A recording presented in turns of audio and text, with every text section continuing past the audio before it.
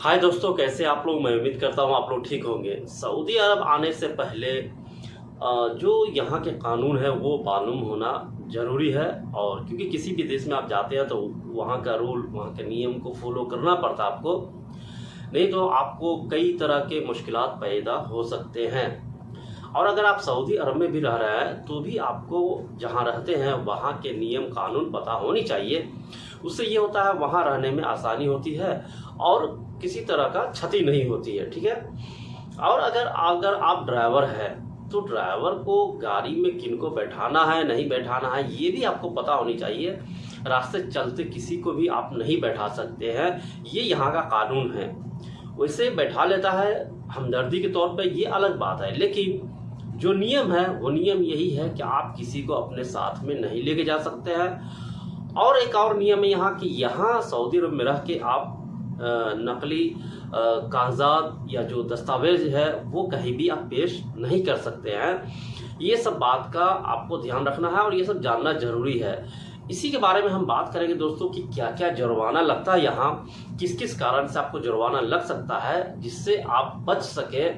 ये जानकारी रहेगा तो शायद आप बच सकते हैं, क्योंकि ये काम करने से आप परहेज कर सकते हैं। ठीक है, तो इसी पे हम बात करेंगे। उससे पहले आप सबसे रिक्वेस्ट है कि चैनल को सब्सक्राइब कर लीजिएगा और दोस्तों के साथ शेयर भी कीजिएगा और लाइक कर दीजिएगा। ठीक है भाई, आइए सबसे पहले समझते हैं कि इकामा अगर हम नहीं रखेंगे अपने पास तो जवाजात द्वारा कितने जुर्माना लगेंगे हम पे।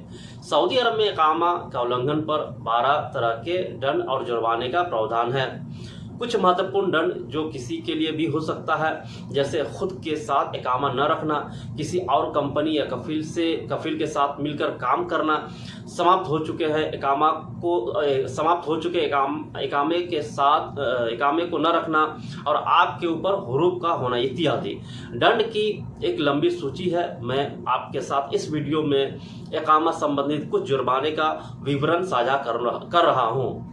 देखिए, लेटेस्ट जो इकामा उल्लंघन का जुर्माना है, इकामा उल्लंघन पर 12 अलग अलग जुर्माने लगाए गए हैं। जब भी आप घर से बाहर जाए या कैंप से बाहर जाए तो अपने चेक लिस्ट में इन्हें इकामा भी शामिल कर ले। ठीक है, इकामा साथ नहीं होने की स्थिति में आपके साथ क्या होगा। देखिए, हमेशा सुनिश्चित करें कि जब भी आप अपने निवास के बाहर या कैंप के बाहर निकले तो आपके जेब में आपका इकामा होना चाहिए या आपके अबशर ऐप पर डिजिटल इकामा एक्टिव होनी चाहिए। ठीक है, अगर जवाजात आपको इकामा के बिना पकड़ता है तो 1000 सऊदी रियाल जुर्माने के साथ आपको हिरासत में भी ले सकता है और आपको जेल में कुछ दिन गुजारना भी पड़ सकता है। अगर आप बिना इकामा के दूसरी बार पकड़े जाते हैं तो अब जुर्माना 2000 रियाल हो जाएगा। तीसरी बार अगर पकड़े जाते हैं तो जुर्माना बढ़कर 3000 सऊदी रियाल हो जाएगा। ठीक है, इकामा चोरी या खो जाने की स्थिति में जुर्माना आप पे कितना लगेगा ये भी जान लीजिए। वैसे आपका इकामा खो जाने या चोरी हो जाने पर कोई जुर्माना तो नहीं है, लेकिन आपको 24 घंटे के भीतर पुलिस को सूचना देना होगा। यदि आप सूचना देने में 24 घंटा से अधिक की देरी करते हैं तो आपको 1000 सऊदी रियाल जुर्माना के रूप में भरना पड़ सकता है। यदि आपने दोबारा इकामा खो दिया है और समय पर रिपोर्ट नहीं दर्ज कराया तो फिर जुर्माना 2000 सऊदी रियाल होगा। तीसरी बार सजा 3000 सऊदी रियाल हो जाएगा। अंततः ऐसे मामले में जुर्माने से बचने के लिए जितनी जल्दी हो सके रिपोर्ट दर्ज करा देनी चाहिए। जवाजात ने एक नया नियम जारी किया है जिसमें कहा है कि यदि आपका नियुक्त कफील या कंपनी इकामा समाप्ति के 3 दिन के भीतर इकामा रिन्यूअल नहीं करता है तो उन्हें दुगुना इकामा शुल्क देना होगा। अधिकांश लोगों के लिए इकामा की फीस 600 से 650 रियाल तक है, तो डबल राशि 1200 से 1300 रियाल तक हो सकता है अगर 3 दिन के अंदर रिन्यूअल नहीं हुआ तो। इकामा समाप्ति के बाद इकामा रिन्यूअल नहीं करने की स्थिति में जुर्माना 500 सऊदी रियाल है। अगर इकामा समय पर रिन्यूअल नहीं किया गया तो अगले साल ये जुर्माना बढ़कर 1000 सऊदी रियाल हो जाएगा। ठीक है, अगर तीसरी बार आपका कफील या कंपनी इकामा समाप्ति के बाद रिन्यूअल करते हैं तो जुर्माना आपका खुरूज निहाया डिपोर्टेशन भी हो सकता है।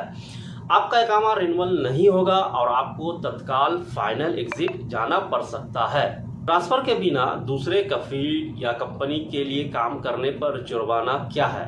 यदि बिना इकामा ट्रांसफ़र के आप किसी अन्य कंपनी या कफील के लिए काम कर रहे हैं और आपको पुलिस पकड़ लेती है तो इस स्थिति में इकामा तत्काल प्रभाव से रद्द कर दिया जाएगा आपका, ठीक है। और जेल के बाद सऊदी से खुरूज निहाया जाना पड़ सकता है। इसीलिए कभी दूसरों के लिए काम न करें, क्योंकि यह आपके लिए सबसे ख़राब समस्या हो सकता है।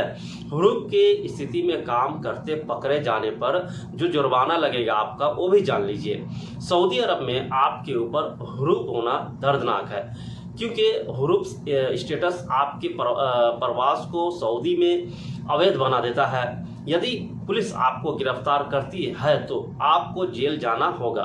कुछ दिनों, हफ्तों या महीनों के बाद वो आपको फाइनल एग्जिट भेज देगा, मतलब जुर्माना खुरूज निहाया डिपोर्टेशन कर देगा, ठीक है। इसके अलावा आपको अपने यानी स्वयं के खर्च पर ही जाना, यानी खुद ही खर्च करके जाना होगा आपको अपना देश। गलत ड्राइविंग करने पर कितना जुर्माना है ये भी जान लीजिए दोस्तों। यदि आपके पास एक ऑफशोर अकाउंट है तो आपको अपने मोबाइल नंबर पर एक संदेश यानी मैसेज प्राप्त होगा। यह आपको यातायात के उल्लंघन और उस पर लगने वाले जुर्माने के विषय में सूचित करता है। आप इस प्रकार के जुर्माने अपने ऑफशोर अकाउंट में लॉगिन करके भी देख सकते हैं।